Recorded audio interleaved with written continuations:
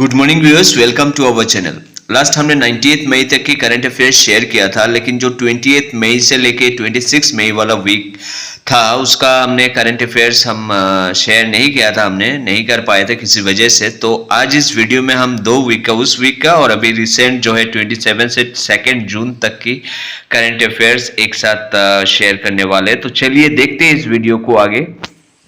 तो first question आपके लिए है, recently which state government has reserve 33% of government contract jobs for women's. अभी हाल ही में किस गवर्नमेंट ने, किस स्टेट की गवर्नमेंट ने गवर्नमेंट डिपार्टमेंट में जो कॉन्ट्रैक्चुअल जॉब्स होती है, जैसे 1 साल 2 साल 5 साल के लिए, जो परमानेंट टाइप की नहीं है, उसमें तो पहले रिजर्वेशन था नहीं, लेकिन अब इस स्टेट गवर्नमेंट ने रिजर्वेशन इंप्लीमेंट कर दिया, मतलब आगे से कॉन्ट्रैक्चुअल जॉब में भी रिजर्वेशन होंगी। तो ये इसका करेक्ट आंसर है कर्नाटका, इसी स्टेट में।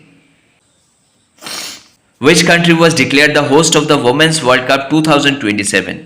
वुमेन्स फीफा वर्ल्ड कप 2027 के लिए किस कंट्री को होस्ट डिक्लेयर किया गया है? तो इसका करेक्ट आंसर है Brazil. Rudram 2 air to surface missile recently seen in news is developed by which organisation? Rudram 2 एक missile, air to surface missile है जो अभी रिसेंटली न्यूज में भी आया था। तो इसको किसने डेवलप किया? एयर टू सरफेस मिसाइल क्या होता है? हवा से सरफेस में, जमीन पे अटैक करने के लिए ये बनाया गया है। इसको डेवलप किया डीआरडीओ ने।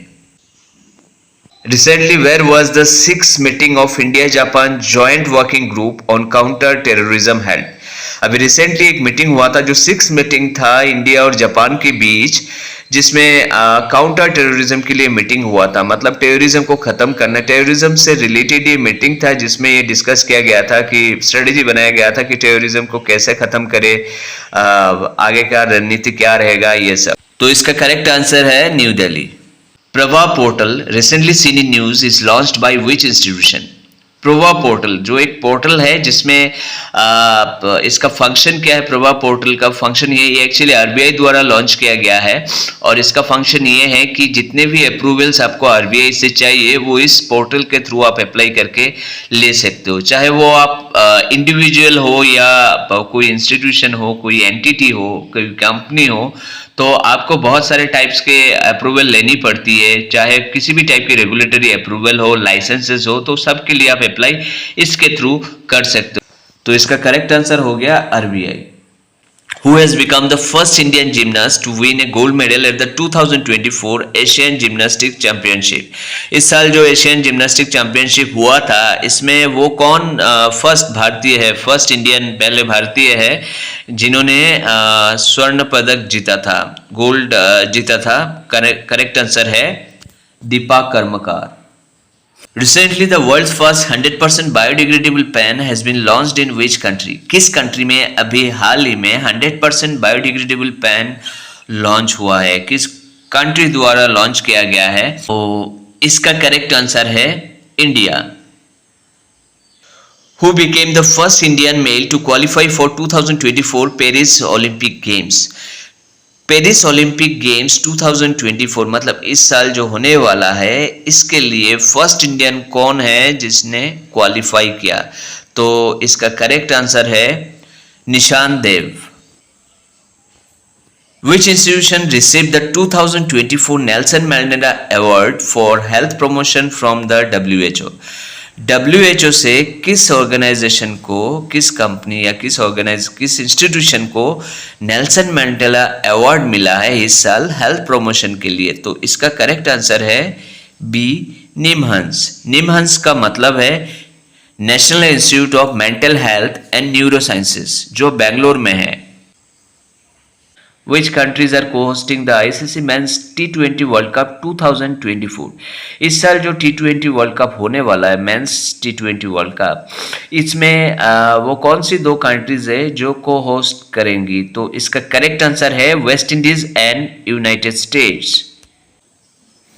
What is the name of world's first rocket with a single piece 3D printed engine launched by Agnikul Cosmos on 30th May 2024? नीचे दिए गए जो ऑप्शंस है, इनमें से आपको बताना है वो कौन सी रॉकेट फर्स्ट रॉकेट है जिसमें एक single piece 3D printed engine लगी हुई है और ये लॉन्च किया है अग्निकुल कॉस्मोस ने।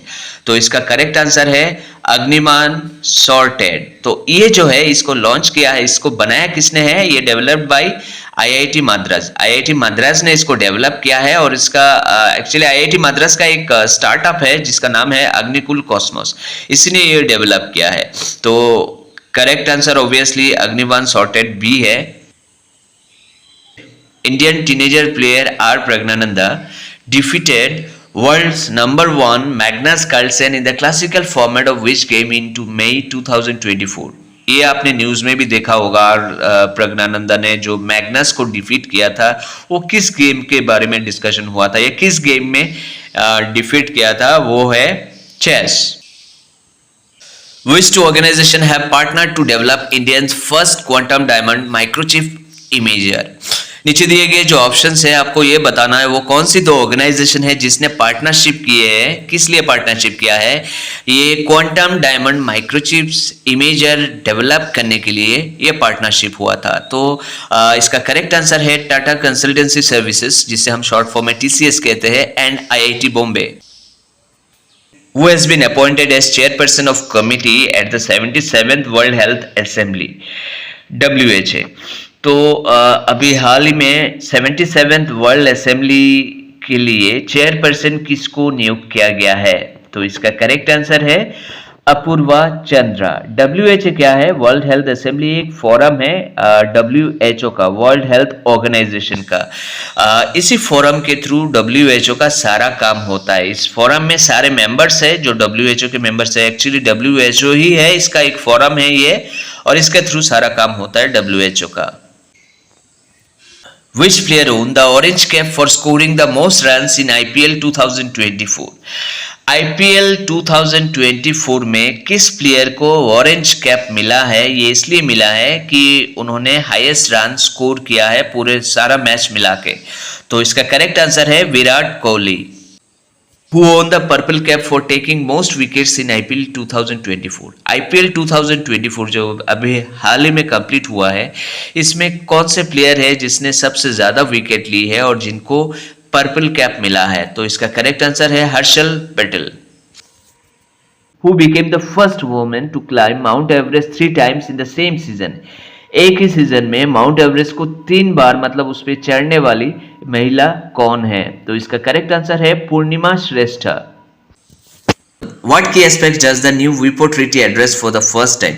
पहली बार के लिए ये WIPO ट्रीटी में कौन सा इशू या कौन सा पॉइंट एड्रेस किया गया है? नीचे दिए गए कुछ पॉइंट्स है। तो WIPO ट्रीटी क्या है? ये इंटेलेक्चुअल प्रॉपर्टी राइट ट्रीटी है। ये बेसिकली जो ऑथर्स होते हैं उनका वर्क और उनके राइट प्रोटेक्ट करने के लिए एक ट्रीटी है।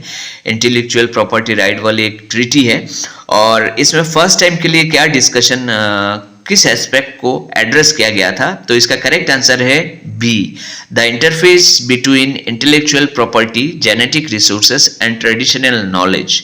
एक इंटरफेस बनाने की बात हुई थी जिसमें intellectual property right, genetic resources और ट्रेडिशनल नॉलेज के बीच एक इंटरफेस बनाने की बात हुई थी। Vivekananda rock was recently in news, it is located in which place?